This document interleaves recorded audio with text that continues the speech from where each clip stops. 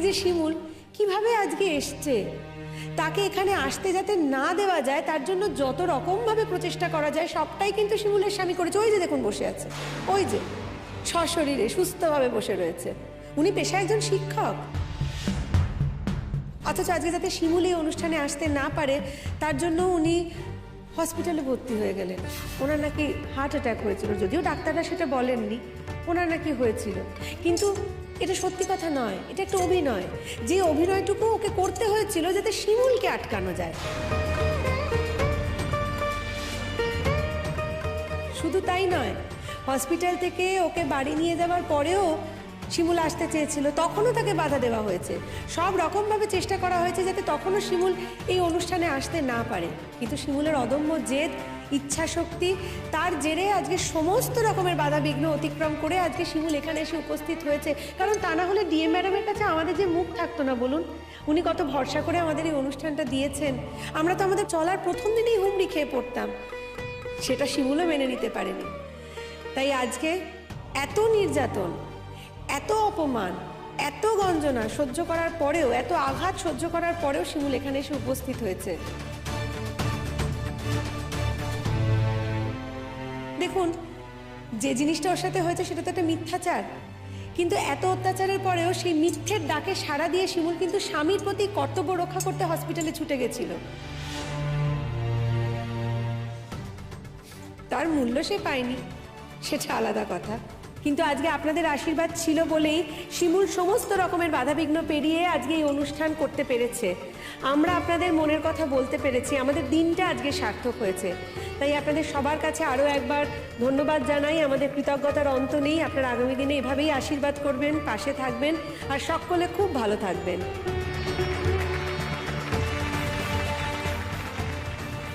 দেখছিস দাদা, তোর বউ সকলের সামনে কেমন তোকে ছোট করছে, দেখ। ঠিক এই জন্যই না আমি আসতে চাই। তুই আমাকে বললি যে তুই চল, গিয়ে দেখবি সব গন্ডগোল হয়ে গেছে, ডিএম ম্যাডাম কিভাবে ওকে হ্যারাস করছে। কি দেখছি এখানে এসে, কি দেখছি? পুরো ব্যাপারটাই তো উল্টে গেছে। শোন, কেন থাকিস না, বাড়ি চল। এরপরে না জানি কে এসে কি বলবে তার ঠিক নেই। শিমুল আছে, শিমুল কি বলবে তার তো ঠিক নেই। চল বাড়ি চল। দাঁড়া দাঁড়া, তোকে তো সব কিছু জানতে হবে, দেখতে হবে, সব শুনবি তো। দাঁড়া, তোর বউ তোর নামে কত সুখ্যাতি করবে, গুণগান করবে, তোকে কত ছোট করবে, সব কিছু রেকর্ড করে রাখ, ভবিষ্যতে তোর কাজে লাগবে।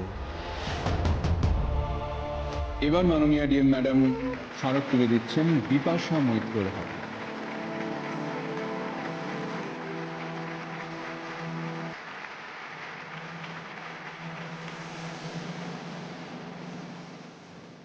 এবার সুচরিতা মুখার্জিকে কিছু বলার জন্য অনুরোধ করছি।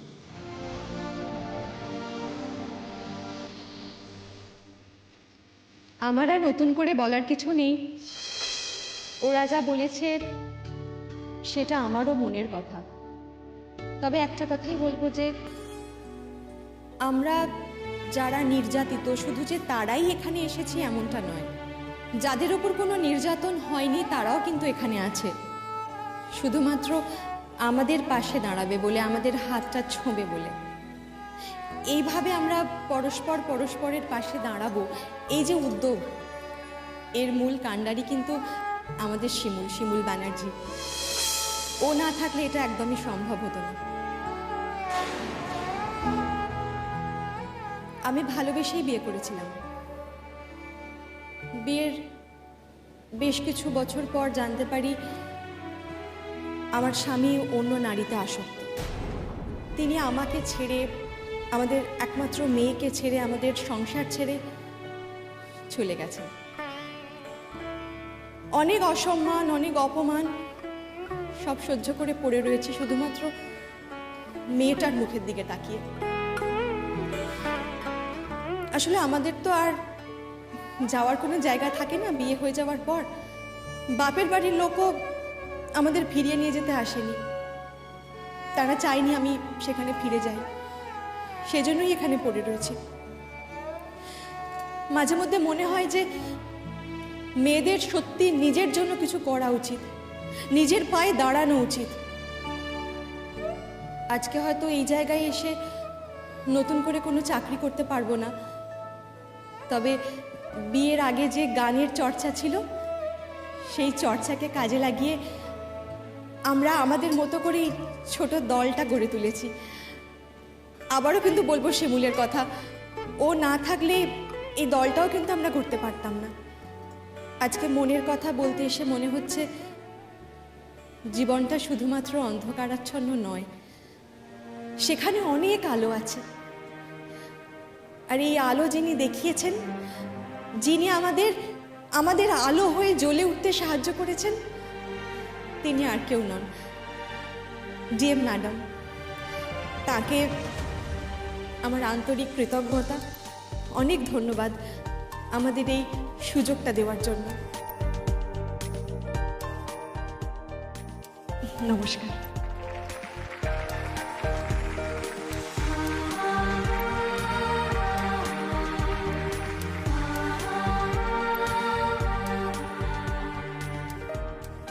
আমি শেরশা আছি, আমি জব্বলপুরের মেয়ে আছি, पर এখানে শাদি হয়েছে और আমি আইটি সেক্টরে কাম भी করি। আমার প্রবলেমস অন্যদের প্রবলেমস থেকে थोड़ा बहुत अलग আছে। ऐसा तो नहीं कह सकती कि আমার হাজবেন্ড আমাকে ভালোবাসে না, আমার হাজবেন্ড আমাকে ভালোবাসে। और ये भी नहीं कह सकती कि আমার ফ্যামিলি আমাকে পুরা সাপোর্ট করে না, क्योंकि ওরা আমাকে কাম করতে দেয়। पर আমার কথা বলা, চলনা ফিরনা, নন বেঙ্গলি অ্যাকসেন্ট, ये सब लेके ওদের একটু প্রবলেমস আছে। पर कभी कभी আমার মনে হয় কি सिर्फ অন্য একটা জায়গায় পালনে बढ़ने के लिए, অন্য একটা স্বপ্ন দেখার জন্য সবাই আমাকে বুলি করবে, সবাই হাসি মজাক করবে। कभी कभी तो बहुत बुरा भी লাগে, पर फिर भी ऐसे ही আমি আমার ফ্যামিলিতে রয়ে গেছি और থাকতে भी পারবো। हाँ, पर मुझे लगता है कि আমার সমস্যাই सबसे बड़ा समस्या নয়। অনেক মেয়ে আছে যাদের আমার থেকেও অনেক বড় সমস্যা হয়। এই জন্যই আমরা এই দলটা করেছি। इसके जरिए আমরা সব প্রবলেমসের সমাধান করব। আমরা सिर्फ जगह जगह গাইবো না, আমরা সোসাইটিকে অ্যালার্ট করব। हर जगह গিয়ে গিয়ে আমরা নিজেদের প্রবলেমসের কথা সবাইকে বলবো, সবার প্রবলেমসের কথা শুনবো। और जिन लोगों के लिए कई सारी लड़कियां प्रॉब्लम्स में हैं, ওরাও বুঝতে পারবে। আমি চাইবো কি সবার সব প্রবলেম সলভ হোক। बस इतना ही।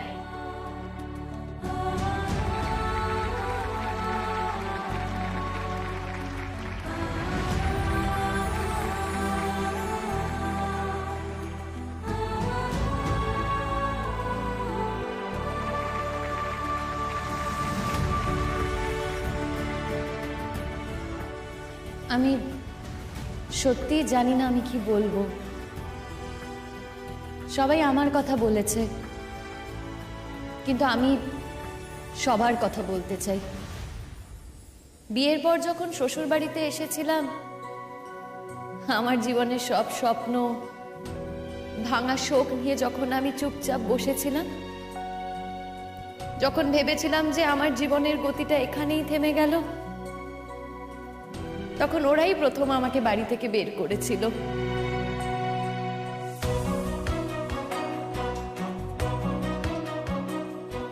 ওরাই চেষ্টা করেছিল আমার সব স্বপ্ন ফিরিয়ে দিতে। আজ সবাই এখানে আছে, প্রত্যেকে, আমার পুতুল দি, আমার সুচরিতা দি, আমার শীর্ষা, আমার বিপাশা দি, তুতুল, সবাই আছে, সবাই। ওরা সবাই না থাকলে হয়তো আমি জোরটাই পেতাম না। আর আমাকে জোর দিয়েছে আরো দুই মহিলা, একজন আমার খুড় শাশুড়ি, এই তো এখানেই বসে আছেন। হ্যাঁ, আর একজন হয়তো আমার জীবনে অনেক প্রতিবন্ধকতা তৈরি করতে চেয়েছিলেন, কিন্তু তারই মধ্যে একদিন অন্ধকার চিরে বিদ্যুৎ ঝলকানির মতো তার হৃদয়টা আমার সামনে মেলে ধরেছিলেন। সেখানে শুধুই সোনা ফলে, তিনি হলেন আমার শাশুড়ি মা। কথায় ঝগড়া হলো, কিছু কথায় আড়ি, কিছু কথায় আলাপ জমে পড়োশীদের বাড়ি। ও দিদি, কিছু কাঁদছো কেন? ভীষণ নরম কোথায় কাঁদলো? তুলে রাখা তুইও তো কাঁদছিস। কিছু কথা চোখে শুনলি না? জলে কালো ও মেয়ে আমার সম্পর্কে কত কথা বলছে, ভালো ভালো কথা। বন্ধুরা সব জড়ো আমি কিনা এই মেয়েকে কত যাতনা দিয়েছিল, আর খই কত অত্যাচার করেছি। সখী যা করেছো করেছো, কিন্তু সে ভুল তো তুমি শুধরে নিয়েছো বলো, আর করেছো করেছো, এখন তো করো না। ও দিদি, কারে এই শিমুলের পাশে তুমি সব সময় থেকো দিদি, সব সময়। কার কাছে আমি জানি উনিও খুব অসহায়, ওনারও কিছু করার নেই। ওনারও হয়তো খুব কষ্ট হয় আমার বিরুদ্ধাচারণ করতে। কি আর করবেন, নিজের সন্তানদের মুখের দিকে চেয়ে এটাই করতে হয়। তুই ছেলে বলা ভালো, তবে আমি জানি এই আগল ছেড়ে উনিও একদিন বেরিয়ে আসবেন। জানেন, এই বিশ্বকর্মা পুজোর দিন আমার শাশুড়ি মা আমাদের সাথে ঘুড়ি উড়িয়েছেন, এবং আমি এটাও জানি এই যে আমাদের দল, এই দলে একদিন সব থেকে বড় সহায়ক হয়ে উঠবে আমার শাশুড়ি মা। আমি জানি সেটা। আর ডিএম ম্যাডাম, আপনার কাছে আমার কৃতজ্ঞতার কোনো অন্ত নেই, আমাদের কারোরই কৃতজ্ঞতার কোনো অন্ত নেই। আমাদের জীবনে এরকম একজন আলোকবর্তিতার মতো দাঁড়িয়েছিলেন বলেই আমাদের জীবনে আজ এত আলো। আপনাদের শুধু একটাই কথা বলবো, আমাদের আশীর্বাদ করুন, আমরা যেন আরো এগিয়ে যেতে পারি।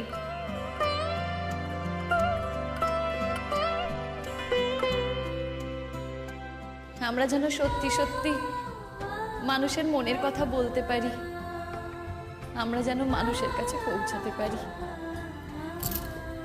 নমস্কার।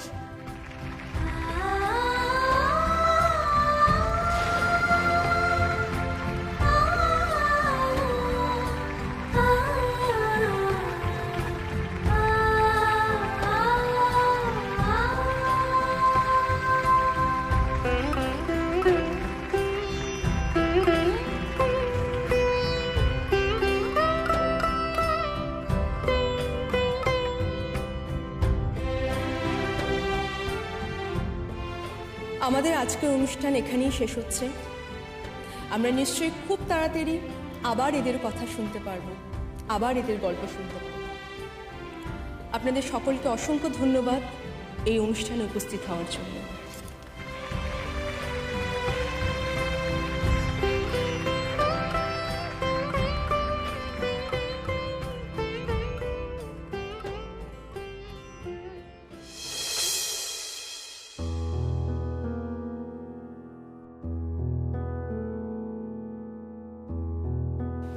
আমি খাবো না।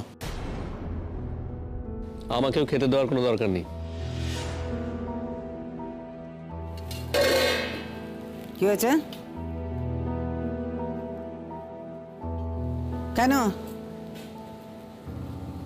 বলি খাবি না কেন? তোর না স্কুলে গিয়ে শরীর খারাপ হয়েছিল, তোকে না ডাক্তার বলেছে পাতলা খাবার খেতি, বলে না? তাইলে বউ তো অনুষ্ঠান শেষ করে এসে ওই পাতলা মাছের ঝোলার ভাত রান্না করলে তোর জন্য, খাবি না কেন?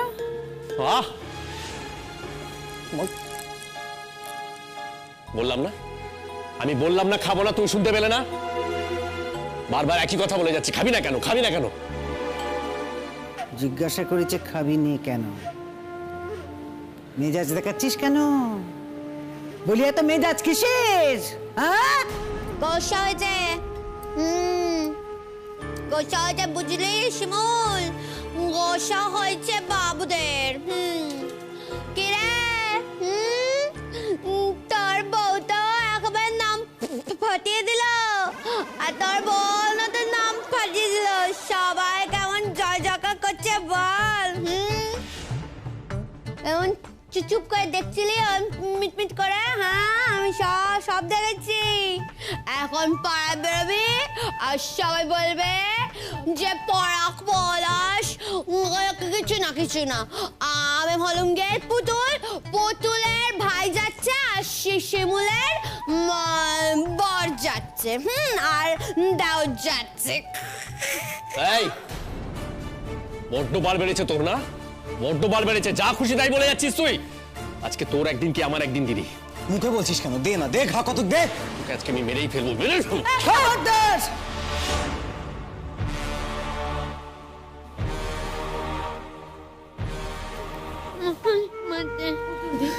ভয় পেও না, কিচ্ছু হবে না।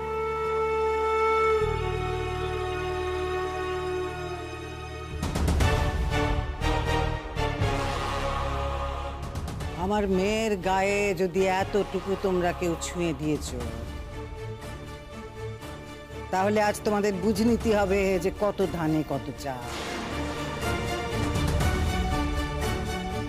আজ তাইলে তোমাদেরই একদিন, কি আমার একদিন। বলি এত তেজ কিসির? কিসির এত তেজ? এত জ্বালা কিসির? রান্না করে খেতে দিয়েছে, তারপরেও এত তেজ কিসের? কি হয়েছে তাকে? জিজ্ঞেস করলুম কি হয়েছে? এত মেজাজ কিসের? এই বাড়িতে যা ইচ্ছে তাই চলবে না মা। ও কি কথা, বাড়িটা কি তোমার নাকি?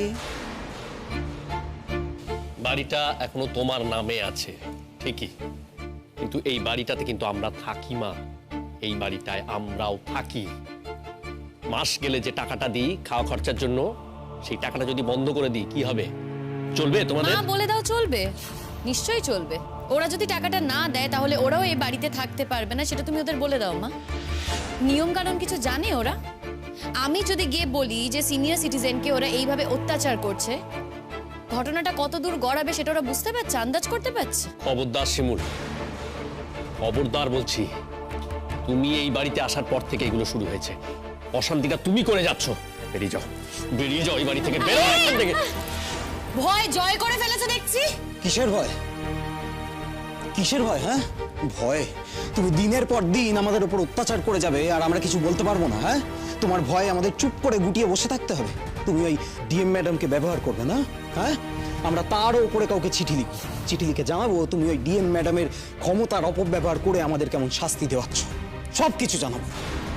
শোনো, তোমাদের দুজনের সঙ্গেই আমার পোস্টের কথা বলার আছে। শোনো মা, তোমার সঙ্গে না আমাদের আর কোনো কথা বলার নেই। বুড়ো বয়সে তোমার ভীমরতি ধরেছে না? ফাংশন দেখতে গেছিলে। তুই গেছিলি কেন? কি আমরা আর তুমি? আমরা ওখানে দেখতে গেছিলাম একজনের কত বার বেড়েছে। কি দেখলে? বলি কি দেখলে? থোঁতা মুখ ভোতা করতে ফিরে এলে? হ্যাঁ ও কি কথা? আর তুমি, তোমার কি ব্যাপার? তোমার নাকি শরীর খারাপ লাগছিল, তুমি নাকি তোমার ওই স্কুলে গিয়ে অসুস্থ হয়ে পড়েছিলে, তুমি ওখানে গেলে যে বড়। বৌমা যখন যাচ্ছিল তখন তো না যেতে দেওয়ার জন্য কত কত ফোন দিয়ে ফিকি রেটেছিলে, হ্যাঁ কত কথা শুনিয়েছিলে ওকে, ও কেন যাচ্ছে, তারপর তুমি গেলে যে বড়। এখন সত্যি আমি তাই ভাবছি, এত বড় স্পর্ধা ওর। হ্যাঁ তুই ভাব একবার, ওখানে গিয়ে স্টেজে দাঁড়িয়ে ওপেনলি বলেছে আমার নামে বানিয়ে বানিয়ে সব কথা বলেছে। কি বলেছে না, ও যাতে যেতে না পারে সেই জন্য আমি নাকি অসুখের বাহানাটা করেছি, মিথ্যে করে অসুখের ভান করেছি আমি। সত্যি দাদা, তুই বলে না কিছু করিস না। আমি যদি হতাম না। যা সত্যি আমি না সেটাই বলেছি। সত্যি কথা বলতে আমার তো কোনো অসুবিধা নেই না, তোমাদের হয়তো সত্যি কথাতে অসুবিধা হতে পারে, সেখানে তো আমার কিছু করার নেই। বলি শোনো, তোমাদের যেমন মনে হয়েছে যে বাড়িতে থাকতে গেলে তার একটা নিয়ম কারণ আছে, আমারও মনে হয়েছে যে তোমাদের এ বাড়িতে থাকতে গেলে তার একটা নিয়ম কারণ মেনে চলা দরকার। বুঝতে পেরেছ? আমি বলছিলাম যে আমরা 3টে মেয়ে আছি আর তোমরা 2টো ছেলে। তোমরা যদি মনে করে থাকো যে তোমরা দুজনে মিলে আমাদের 3জনকে দুর্মুষ করবে, আমাদের 3জনের উপর অত্যাচার করবে, আমি আর মানব না। কি বললে তুমি মা? অত্যাচার।